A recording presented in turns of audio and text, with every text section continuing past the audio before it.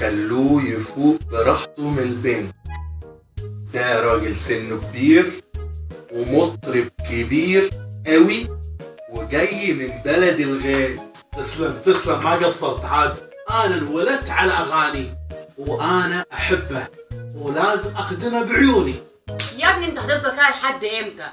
انت حرامي، يعني طبة القلب دي ما تنفعش. بصراحة هو نورنا، بس بعد ما غلبتنا وتعبنا لغاية ما خطفناه. بصراحة عندك حق، الراجل ده غلبنا، خلانا نلف الأماكن كلها لحد ما عرفنا إن احنا نخطفه. صدقت يا بوس، فعلا بهدلنا. ما أقول إلا لنا الله. لا أنا الأحوال دي ما تنفعنيش. قول لي بقى هنعمل إيه في النجم ده؟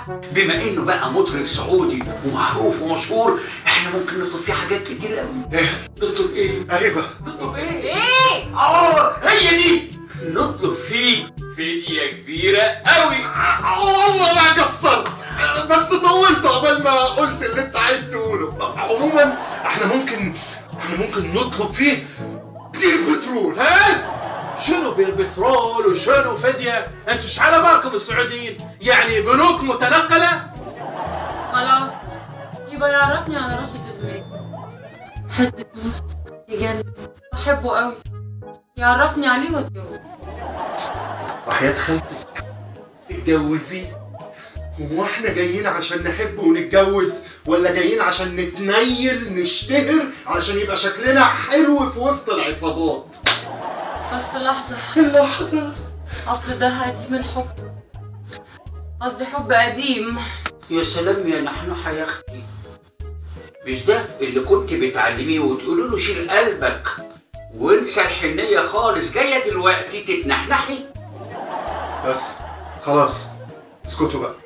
احب ان انا اوصل معلومة مهمة جدا. بعد بداية الشهرة اللي احنا ابتدينا نشتهرها في مصر، احب اقول لكم ان شهرتنا وصلت السعودية. ياش!